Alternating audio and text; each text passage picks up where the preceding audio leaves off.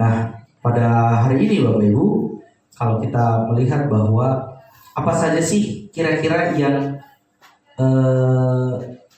bertumbuh di dunia ini Bapak Ibu? Ada yang tahu? Apa saja yang bertumbuh? Apakah manusia bertumbuh? Bertumbuh, betul ya? Segala sesuatu yang hidup bertumbuh ya. Tanaman pun bertumbuh. Gak mungkin tiba-tiba kita mendapatkan buahnya tanpa kita menanam, betul ya? Pasti dalam proses itu ada yang namanya menanam. Ketika apakah cukup ditanam saja? Apakah kita biarkan aja satu biji begitu ya, atau benih begitu? Apakah kita biarkan dia akan tumbuh? Menurut Bapak Ibu? Harus ada aksi yang lain. Apa aksi yang lain? Pupuk. Tidak hanya dipupuk, disiram. Kira-kira apa lagi yang mungkin tidak kita lakukan? Banyak. Tanaman itu butuh sinar matahari untuk mendapatkan inti-inti untuk membuat tanaman itu bertumbuh, begitu ya. Nah, Bapak Ibu, kalau kita mendengar kata bertumbuh, ya, kita bisa membayangkan sebuah tanaman yang tadi saya sebutkan, gitu ya, atau seorang anak mungkin, ya, anak-anak kecil yang sedang mengalami pertumbuhan, gitu ya. Tanaman akan dimulai dari benih, kemudian dia bertumbuh, kemudian dia berbuah. Nah, anak-anak bertumbuh juga, misalnya mulai dari kecil mereka belum bisa berjalan, mulai dari merangkak, kemudian berjalan, kemudian mereka bisa berlari, begitu ya, kemudian bisa melakukan sesuatunya sendiri, dan sampai dewasa tambah tinggi, tambah besar, dan lain sebagainya, Bapak Ibu. Nah, di dalam firman Tuhan ada juga yang bisa bertumbuh. Apa? Rohanian. Apa yang tentunya pasti bisa bertumbuh di dalam kerohanian? Yaitu adalah iman. Iman itu adalah sesuatu hal yang pastinya bisa bertumbuh. Bagaimana secara rohani atau di dalam iman kita bisa tahu hidup kita bertumbuh ke arah yang benar atau ke arah yang tidak benar, gitu ya. Apakah hal ini penting? Dan bagaimana sebenarnya kita tahu diri kita, bahkan keluarga kita, atau bahkan pun gereja kita bertumbuh, Bapak Ibu? Ya. Nah, untuk mengetahuinya pasti tidak mudah menjawab pertanyaan itu, karena itu adalah sesuatu hal yang tidak ada laporannya. Tidak ada laporan angka. Kalau tanaman bisa kita lihat dia bertumbuh karena apa? Karena sehari-hari, setiap hari kita bisa lihat pertumbuhannya, betul ya? Tanamannya bisa kita lihat dari kecil, kemudian ada daunnya, kemudian ada tangkainya dan lain sebagainya, kemudian ada bunganya, tumbuh bunganya, besar, kemudian akhirnya dia berbuah. Kita bisa lihat ternyata tanaman ini bertumbuh. Begitu juga dengan anak-anak, ya, anak kecil.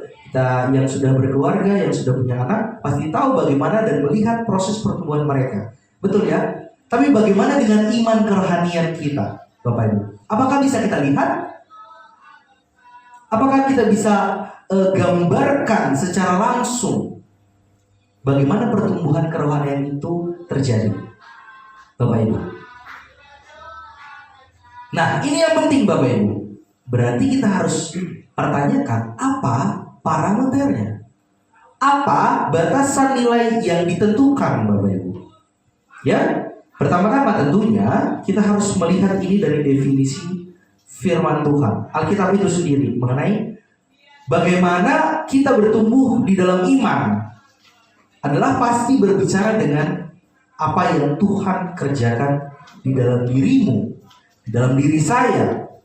Itu yang Alkitab ajarkan tentang pertumbuhan secara rohani.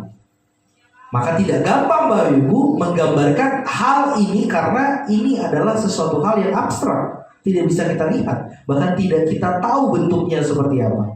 Karena hal itu tidak bisa kita lihat, atau kita tidak terlihat secara kasat mata, tidak seperti ketika kita mengamati tumbuhan, tidak seperti kita melihat anak-anak kecil yang tumbuh dewasa, dari balita, remaja, bahkan pemuda, dewasa yang bisa diukur menggunakan alat timbangan, meteran dan lain sebagainya, Bapak Ibu. Nah, oleh karena itu kita perlu tahu bukan berarti karena kita tampil maka kita otomatis bertumbuh secara rohani. Ya, inilah yang harus kita renungkan pribadi secara lepas pribadi. Karena itulah maka soal pertumbuhan secara rohani ini, Bapak Ibu, sangat penting kita mengerti karena hal ini berbeda di dalam pengajaran Alkitab, yang Alkitab dan Firman Tuhan inginkan dan Firman Tuhan ingin dapat sampaikan kepada kita, begitu ya. Oleh karena itu, Bapak Ibu, saya mengundang Bapak Ibu semua untuk membuka 1 Korintus pasalnya yang ketiga. Surat Rasul Paulus 1 Korintus pasalnya yang ketiga ayat 6 sampai dengan 9, ya. Nah, di sini akan kita tahu bahwa Rasul Paulus menganalogikan pertumbuhan kerohanian firman iman orang-orang percaya itu lewat apa begitu ya. Dia biasa mengatakan mengenai pertumbuhan ini lewat berbuah. Kemudian tidak jarang Paulus menambahkan dengan kata bertambah gitu ya. Tetapi apa sih spesifiknya, seperti apa sih yang dimaksudkan oleh Rasul Paulus terhadap perkembangan dan pertumbuhan iman kerohanian orang-orang percaya? Kita buka 1 Korintus 3 ayat 6 sampai dengan 9. Kita akan membaca ini secara bersama-sama. 1, 2, 3. Aku menanam, Apolos menyiram, tetapi Allah yang memberi pertumbuhan. 7. Karena itu yang penting bukanlah menanam atau yang menyiram, melainkan Allah yang memberi pertumbuhan. 8. Baik yang menanam maupun yang menyiram adalah sama, dan masing-masing akan menerima upahnya sesuai dengan pekerjaannya sendiri. 9. Karena kami adalah ladang kawan sekerja Allah, kamu adalah ladang Allah, bangunan Allah. Bapak Ibu yang dikasihi dalam Tuhan kita Yesus Kristus, dengan kebenaran firman Tuhan ini, Bapak Ibu, ya, saya ingin membawa kita kepada pemahaman yang spesifik mengenai surat yang Rasul Paulus sampaikan kepada jemaat kudus Tuhan di Korintus, ya. Karena surat Korintus ini ditulis oleh Rasul Paulus kepada jemaat yang sesungguhnya adalah sudah diselamatkan. Jemaat-jemaat Korintus ini sudah diselamatkan atau belum, Bapak Ibu? Sudah ya? Sudah. Berarti mereka sudah menjadi orang percaya oleh karena kasih karunia. Tetapi Bapak Ibu, ya, kalau kita ketahui latar belakang dari jemaat Korintus ini, mereka mengalami masalah di dalam jemaat, masalah yang serius dalam cara berpikir kerohanian mereka.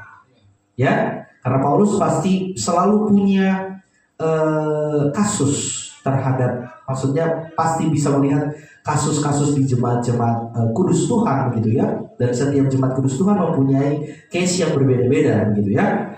Mereka bukan jemaat yang belum percaya, mereka sudah menerima Injil anugerah. Karena Paulus sendiri yang menyampaikannya bahwa Kristus telah mati karena dosa-dosa kita, kemudian dikuburkan, bangkit pada hari yang ketiga, dan naik dan duduk di sebelah kanan Allah Bapa yang Maha Kuasa. Tetapi persoalannya apa sih Bapak Ibu?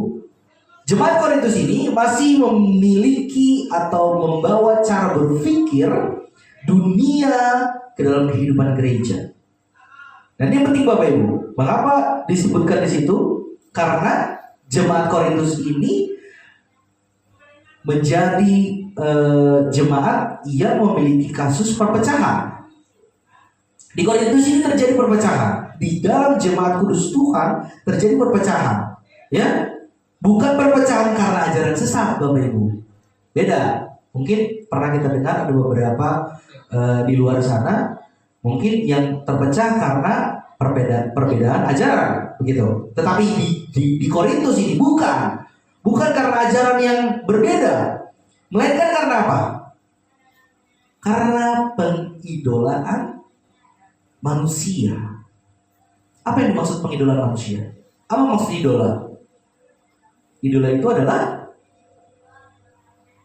kita memiliki rasa kagum terhadap manusia. Kita mengidolakan satu manusia, gitu ya. Makanya di situ dikatakan di 1 Korintus pasal yang keempat, 1 Korintus pasal ketiga yang keempat, karena jika ada seorang berkata, aku dari golongan Paulus, dan yang lain berkata, aku dari golongan Apolos.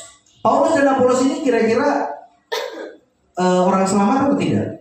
Tentu orang selamat, dan mereka mengidolakan dua sosok ini, ya, dua tangan kanan Tuhan. Kita bisa sebutkan tangan kanan Tuhan, begitu ya. Aku dari golongan Paulus, tapi ada juga lain berkata, aku dari golongan Apolos. Bukankah hal itu menunjukkan bahwa kamu masih duniawi yang bukan rohani? Dengar itu, ya. Jadi di Korintus perpecahan ini, aku dari golongan Apolos, aku yang lain berkata aku dari golongan Paulus, begitu ya. Seolah-olah keselamatan dan pertumbuhan rohani mereka bergantung pada siapa pengajar favorit mereka. Tetapi Paulus ingin jemaat Tuhan di Korintus ini memahami satu hal. Dengan hati seorang hamba ia tegaskan dan ingin meluruskan cara berpikir seperti ini. Kemudian apa disebutkan di situ di ayat yang ke-6 tadi yang baru saja kita baca? Aku di sini siapa? Paulus. Aku menanam, Apolos menyiram, tetapi Allah yang memberi pertumbuhan. Kalau kita bisa lihat Bapak Ibu, kalimat ini sangat sederhana, begitu ya. Tetapi sebenarnya ini menghancurkan seluruh pemikiran fondasi kesombongan rohani manusia. Paulus mengakui perannya. Ia tidak menyangkal bahwa ia yang telah menanam. Makanya tadi Paulus dikatakan aku menanam, betul ya? Kemudian ada lagi, Paulus memberitakan firman Tuhan ke Korintus, begitu ya, sebuah tindakan awal menanam ini. Kalau kita tahu tadi. Kemudian Paulus datang ke Korintus. Setelah itu datanglah Apolos, seorang pengajar yang fasih dan kuat, orang percaya juga. Dan kemudian akhirnya memberikan pengajaran-pengajaran yang sesuai dengan firman Tuhan.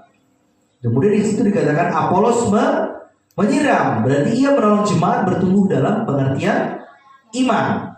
Tetapi Paulus tidak berhenti sampai situ Bapak Ibu. Kalau kita lihat keinginan Paulus ingin memulihkan pemikiran-pemikiran yang sampai yang ingin yang menggerogoti jemaat-jemaat Tuhan di Korintus ini Bapak Ibu, dia tidak berhenti sampai situ saja. Dia mengatakan apa? Tetapi Allah yang memberi pertumbuhan. Jadi apa maksudnya?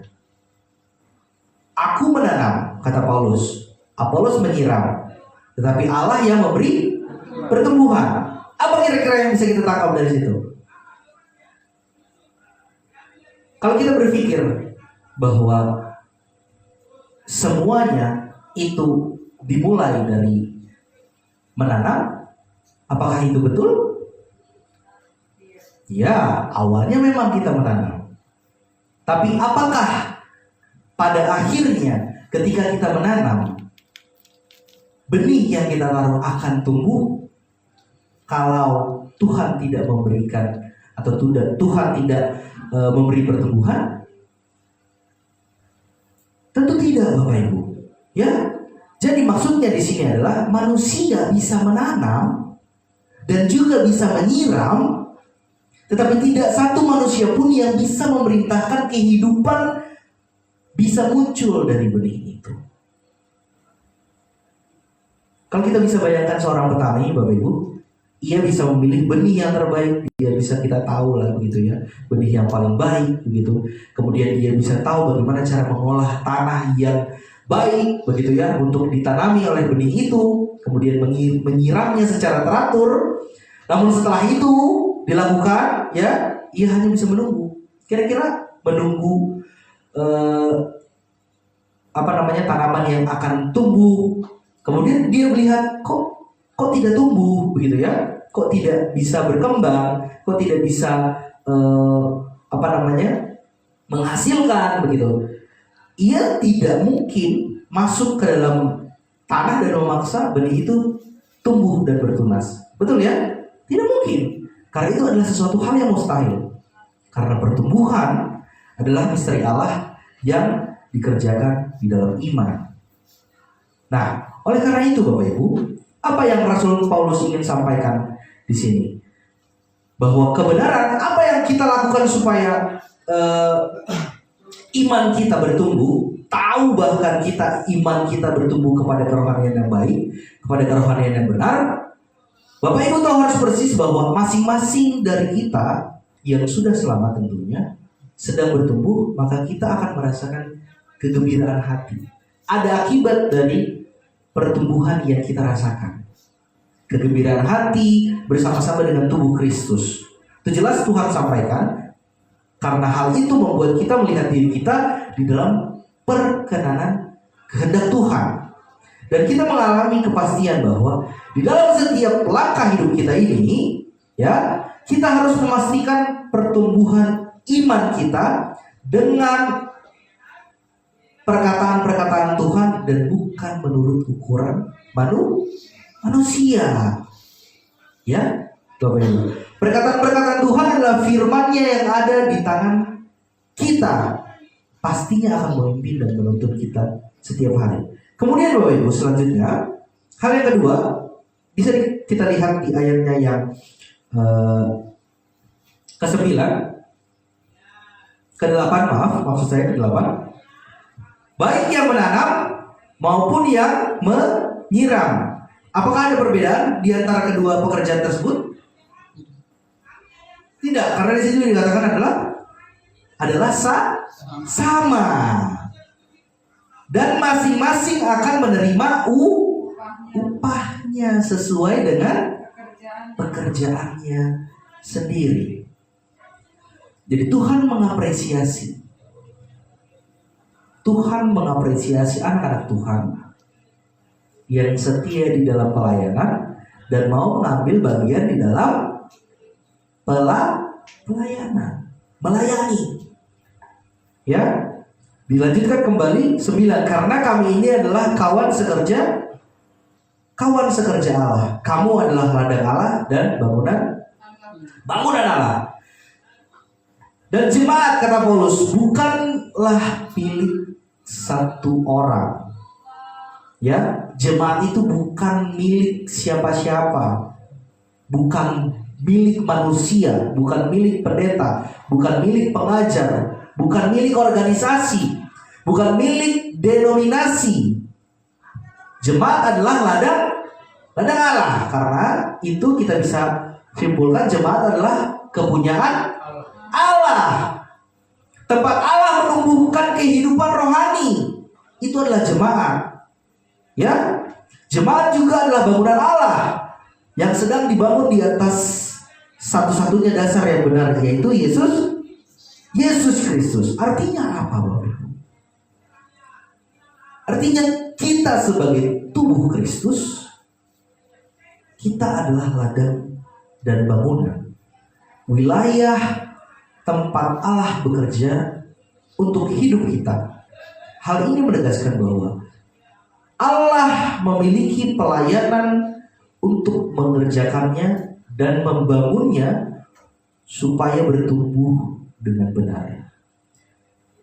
Jadi tidak boleh ada satupun di dunia ini, manusia di dunia ini, yang merasa hebat atas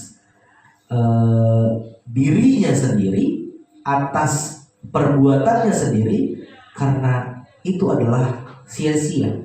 Hal yang tidak mungkin bisa menjadi landasan manusia untuk bermegah di dalam dirinya sendiri. Karena apa? Karena Allah yang memberi pertumbuhan. Karena Allah adalah kunci dari semuanya.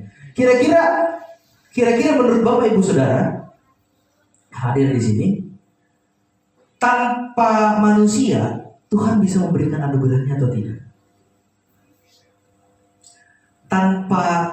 Kalau kita lihat baca tadi, ada andil manusia ya. Paulus, aku menanam, kemudian Apolos menyiram. Kira-kira menurut Bapak Ibu Saudara, tanpa ada kehadirannya Paulus dan jemaat Tuhan yang lain, kira-kira Tuhan bisa memberi pertumbuhan iman rohani kepada manusia atau tidak? Bisa, karena dia adalah Tuhan. Ya, Karena dia adalah Tuhan. Tuhan bisa menumbuhkan iman rohani, pertumbuhan iman kepada Bapak Ibu semua. Tuhan tidak memerlukan manusia. Ya, karena itulah alasannya kita tidak boleh bermegah. Karena pada dasarnya Tuhan bisa melakukan apa saja. Tuhan tidak memerlukan manusia. Tetapi Tuhan membiarkan, Tuhan mengizinkan manusia untuk mengambil tanggung jawab terhadap dirinya sendiri. Amin ya, Bapak Ibu? Ya. Tuhan memberikan kebebasan kepada manusia untuk bertanggung jawab atas dirinya, untuk dirinya sendiri. Maka itu Tuhan membiarkan kita mengambil bagian di dalam pelayanannya. Makanya tadi ada dibilang Paulus menanam, kemudian Apolos menyiram. Tapi tanpa Allah yang memberi pertumbuhan, itu tidak mungkin terjadi di dalam iman, kepercayaan jemaat-jemaat Tuhan yang hidup di zaman kasih karunia. Ya, jadi kita harus tahu betul dasarnya bahwa Allah yang mengerjakan, Allah yang membangun untuk pertumbuhan yang benar. Amin ya? Ya. Maka sekarang pertanyaannya ialah apakah Allah sedang dan terus bekerja di dalam pelayanan yang kita berbuat? Bagaimana kita bisa mengetahui? Karena ketika kita melihat kemajuan-kemajuan dalam pelayanan Allah di dalam diri kita bersama-sama Bapak Ibu, maka akan terjadi kegembiraan hati kita secara bersama-sama juga. Itu adalah salah satu hal yang menunjukkan bahwa kerohanian hati, kerohanian iman yang ada di dalam diri kita itu bertumbuh. Allah semakin dipermuliakan, dipuji, karena hati kita termotivasi untuk melakukan di tengah-tengah hiruk pikuk dunia yang sekarang ini sedang berubah-ubah, Bapak Ibu. Ya, tidak menentu karena banyaknya permasalahan yang terjadi di dalam kehidupan kita. Kita justru mengalami pertumbuhan dalam iman kepada Kristus dan berbuah di dalam kebenaran-kebenarannya setiap hari. Amin ya? Amin Bapak Ibu. Ketika Salomo, saya memberikan contoh, ketika Salomo membangun bait Allah, apakah Salomo membangunnya dengan bahan-bahan bukan yang terbaik? Dia tahu, saya akan buat bait Allah. Pasti tentunya dia akan memilih bahan-bahan yang terbaik. Tidak mungkin yang tidak terbaik. Dia harus tahu bangunannya seperti apa, fondasinya harus seperti apa, tiang-tiangnya bagian mana saja, kemudian kaca-kacanya, kemudian temboknya harus seperti apa. Kalau kita bisa lihat bahwa pasti dindingnya akan dilapisi sesuatu yang mahal, emas contoh mungkin misalnya, ya, tidak mungkin emas yang sudah campurannya banyak begitu ya dengan bahan-bahan yang lain. Pasti dengan emas yang mungkin kita bisa nilai di zaman sekarang sudah berapa harganya 1 gram emas pada saat ini, ya. Mungkin hal seperti itu yang diberikan yang terbaik oleh Salomo, ya. Orang-orang Israel melihat hal-hal yang nampak kasat mata. Seperti itulah cara bekerja dalam kehidupan mereka, Bapak Ibu. Sebagai bangsa pilihan Tuhan yang telah menerima perjanjian dari Abraham atau covenant Abraham. Sebagai dasar mereka mengalami pertumbuhan iman. Mereka hanya akan bersemangat apabila menyaksikan. Mereka hanya akan excited kalau mereka melihat hal mujizat seperti itu terjadi. Karena memang seperti itulah yang terjadi. Tuhan menyajikan kepada mereka dengan sisi visual, penglihatan. Tetapi apakah itu terjadi sekarang? Kita berbeda Bapak Ibu. Jelas Paulus mengatakan kita berbeda karena kita adalah tubuh Kristus. Tubuh Kristus bersyukur, bersukacita, bukan ditentukan dengan penampilan secara lahiriah manusia. Tetapi mungkin ada saja begitu ya dari kita yang pastinya tentu itu menjadi sesuatu hal yang makin menguatkan sukacita kita, makin menguatkan cara kita bersyukur. Tetapi bukan hanya itu saja, tapi memang dilandasi dari rasa bersyukur dan bersukacita karena kita sudah menjadi anak-anak Tuhan. Amin ya. Menjadi orang yang sudah selamat, yang pasti masuk ke surga. Amin. Jadi itulah sebabnya Bapak Ibu, jika kita tidak mengerti bagaimana membangun pilar-pilar kekuatan kerohanian kita, ya, sekalipun kita sudah selamat, ya, kita pasti bisa dikecewakan, Bapak Ibu. Manusiawi, tapi kemungkinan hidup itu akan terus dikendalikan oleh kekecewaan kalau, Bapak Ibu, kalau kita kehilangan motivasi dalam kehidupan kita. Saya percaya bahwa setiap manusia, setiap anak-anak Tuhan, jemaat kudus Tuhan yang hadir pada hari ini, memiliki motivasi di dalam kehidupannya untuk menjalani kehidupan ini. Tentu banyak hal, dan itu menjadi rahasia bagi keluarga masing-masing. Tetapi Paulus ingin mengatakan bahwa semua yang kita lakukan itu akan menjadi sia-sia kalau Tuhan tidak memberikan pertumbuhan. Amin ya.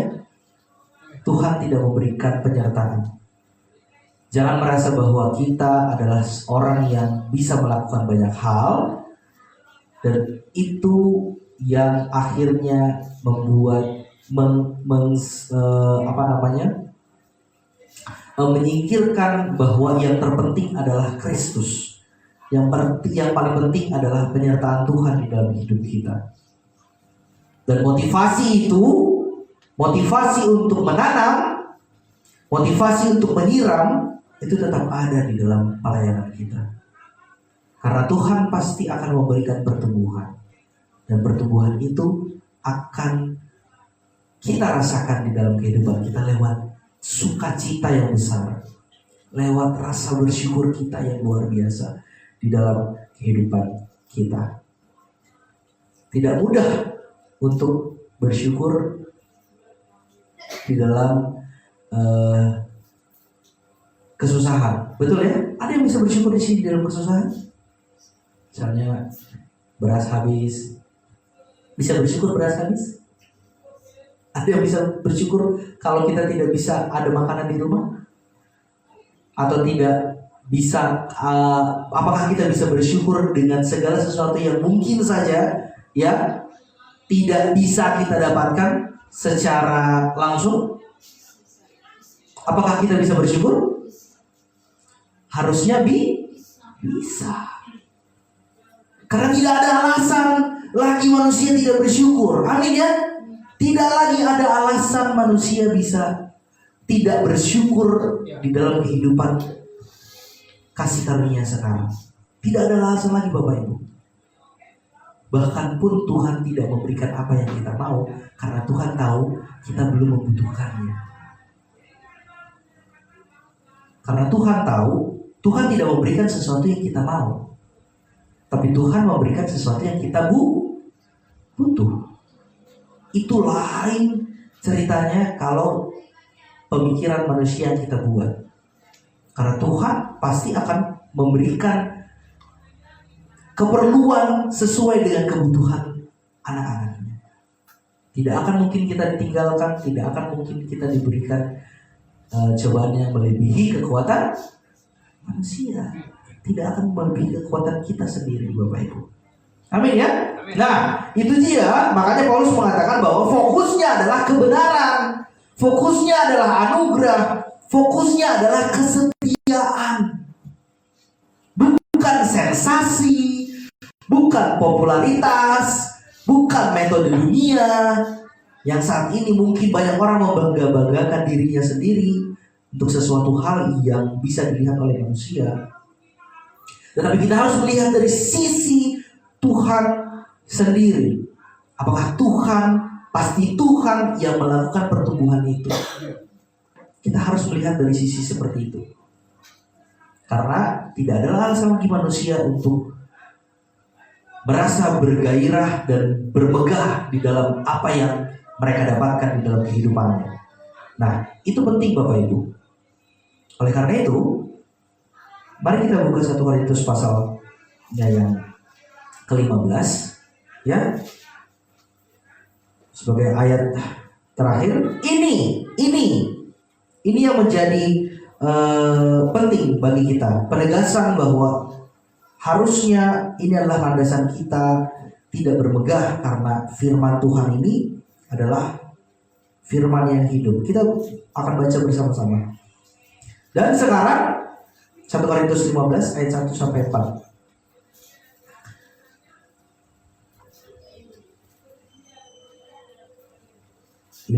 Iya, 1 Korintus pasalnya yang ke-15 ayatnya yang pertama sampai dengan yang keempat.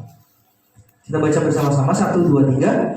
Dan sekarang saudara-saudara, aku mengingatkan kamu kepada Injil yang aku beritakan kepadamu dan yang kamu terima, dan di dalamnya kamu teguh berdiri. 2 Bapak Ibu. Oleh Injil itu kamu diselamatkan, asal kamu teguh berpegang padanya, seperti yang telah kuberitakan kepadamu, kecuali kalau kamu telah sia-sia menjadi percaya. 3. Sebab yang sangat penting telah kusampaikan kepadamu. Apa? Yaitu bahwa apa yang telah kuterima sendiri ialah bahwa Kristus telah mati karena dosa-dosa kita sesuai dengan kitab suci. 4.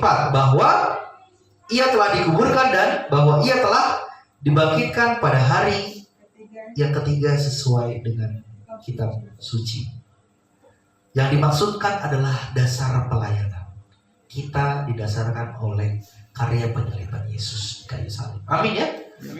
Pelayanan Yesus, pertumbuhannya harus kita dasari dari karya penyaliban Yesus di kayu salib.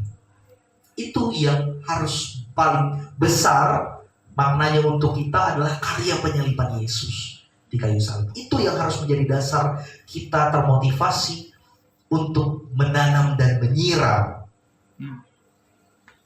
Karena tanpa itu kita tidak mengerti, kita tidak bisa melihat dari sisi Allah yang memberikan pertumbuhan. Karena Allah sudah melakukannya dulu, lebih dulu, sudah selesai, Tuhan kerjakan. Yang mengerjakan adalah Tuhan. Karena tidak mungkin manusia bisa mengerjakan hal yang begitu besar, apalagi menyangkut dosa-dosa umat manusia. Hanya Yesus saja. Oleh karena itu, di dalam pelayanan pasti kita harus bertumbuh satu sama lain. Nah, pertumbuhan itu yang dimaksud untuk siapa Bapak Ibu? Untuk menuju kesatuan di dalam tubuh Kristus. Di dalam tubuh Kristus. Nah, oleh karena itu Bapak Ibu, apa kesimpulan kita pada hari ini? Kita bisa buka 2 Tesalonika pasal yang pertama, ayatnya yang ketiga sampai dengan yang keempat. 2 Tesalonika 1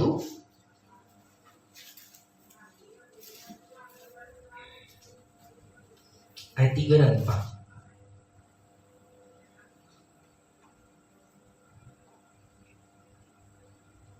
Kita baca bersama-sama ya Bapak Ibu. 1, 2, 3. Kami wajib selalu mengucap syukur kepada Allah karena kamu. Oke, sampai di situ dulu. Apa dikatakan ayat yang pertama? Ayat yang ketiga, mengucap syukur. Sebelum itu, kami wajib. Apa arti dari kata wajib Bapak Ibu? Harus. Wajib, selalu, harus, kudu, mesti, ya kan? Itu adalah sesuatu yang tidak boleh tidak. Betul ya? Wajib itu tidak boleh tidak. Berarti wajib harus dilakukan. Apa yang harus dilakukan? Mengucap syukur. Kepada siapa? Pada Allah karena kamu. Saudara-saudara. Selanjutnya, dan apa? Dan memang patutlah yang memang harus kayak gitu, harus seperti itu, dan harus wajib seperti itu, Bapak Ibu. Ditegaskan kembali, ini adalah kalimat penegasan, dan memang patutlah demikian. Karena apa, Bapak Ibu? Iman kita itu ya pasti melandasi kita untuk mengucap syukur. Karena imanmu makin bertambah, maka makin mengucap syukurlah kamu. Tidak hanya imanmu bertambah, juga kasih seorang. Imanmu makin bertambah dan kasihmu seorang akan yang lain makin kuat. Makin kuat di antara kamu. Ayat 4, Bapak Ibu. Ini penegasan kembali. Sehingga dalam jemaat Allah kami sendiri bermegah tentang kamu karena ketabahanmu dan imanmu dalam segala penganiayaan dan penindasan yang kamu derita. Lihat, Bapak Ibu, betapa bersyukurnya kita kepada Allah ketika kita melihat bahwa sesama saudara-saudara seiman, ya, tanpa melihat dari mana, gereja mana, ya, tanpa melihat suku mana, tanpa melihat latar belakang seperti apa, ya, di dalam iman, tentunya orang-orang percaya, saudara-saudara seiman di dalam gereja ini tetap tabah dan menjalani proses pertumbuhannya sekalipun banyak tekanan hidup sehari-hari. Dari situlah kita bisa melihat, oh Tuhan, ternyata di dalam kehidupan saya yang banyak dan Tuhan biarkan penuh tantangan, kami masih bisa bersyukur. Bahkan kami masih bisa bergembira. Karena apa, Bapak Ibu? Karena pertumbuhan yang Tuhan berikan di dalam iman kami rasakan betul. Jadi kami tidak takut kondisi apapun, seperti apapun tantangan di dalam kehidupan di dunia ini, Tuhan tetap memberikan pertumbuhan di dalam hidup kami, di dalam hati kami. Impact-nya adalah pengucapan syukur yang selalu dan senantiasa kita rasakan. Karena Tuhan dan karena Paulus katakan, kami wajib selalu mengucap syukur. Jadi tidak boleh ada dan tidak seharusnya kita tidak mengucap syukur. Karena apa alasan kita untuk tidak mengucap syukur, Bapak Ibu? Tidak ada lagi. Ya, karena hal-hal itu membuktikan Allah terus bekerja di dalam diri kita. Dan itu membawa pujian bagi nama Tuhan dan sukacita kita di tengah jemaatnya. Amin ya. Mari kita berdoa, Bapak Ibu. Terima kasih Tuhan Yesus, kami bersyukur kepada-Mu di surga untuk firman yang sudah kami dengarkan. Mari ya Bapak, kami bisa melayani sepenuh hati kami. Kami bisa tentunya menguatkan satu sama lain ya Bapak. Tapi ajar kami untuk tidak menjadi manusia yang bermegah di dalam kekuatan kami. Karena kami percaya Bapak, itu semua adalah karunia Tuhan. Itu semua adalah atas dasar kasih Tuhan yang bergerak di dalam hati kami, sehingga kami bisa mengalaminya dengan sukacita. Terima kasih Tuhan Yesus, kami bersyukur untuk semua. Mungkin kami masih dalam keadaan yang bermegah atas hidup kami, tapi kami percaya Tuhan, kami ingin selalu dikuatkan untuk mendasari pilihan-pilihan hidup kami hanya karena kasih karunia Tuhan. Terima kasih ya Bapak untuk jemaat Tuhan yang sudah mendengarkan. Kami percaya Bapak, sukacita yang kami rasakan untuk setiap peristiwa-peristiwa di dalam kehidupan kami. Kami percaya satu orang merasakan, semua yang lain dikuatkan. Terima kasih Tuhan Yesus, ajar kami selalu bersyukur kepada Tuhan. Karena kami percaya dari situ kami mendapatkan kekuatan yang sejati. Dan kami percaya bahwa itu akan menjadi satu-satunya alasan kami untuk terus melayani. Terima kasih ya Bapak, terima kasih Tuhan Yesus. Kami ingin selalu setia melayani Tuhan, karena itulah kerinduan kami menjadi anak-anak Tuhan yang sudah diselamatkan. Terima kasih Tuhan Yesus untuk firman yang sudah disampaikan, apa yang sudah disampaikan, Engkau sudah memberikan kekuatan supaya semuanya bisa berjalan. Terima kasih Yesus sudah melanjutkan acara pertemuan ibadah minggu kami. Kau kiranya sertai hingga pada akhirnya. Hanya di dalam nama Tuhan Yesus kami bersyukur kepadamu bersama. Haleluya, haleluya. Amin. Amin. Shalom. Salam Yesus. Saya kembalikan kepada Bapak untuk melanjutkan acara ibadah kita.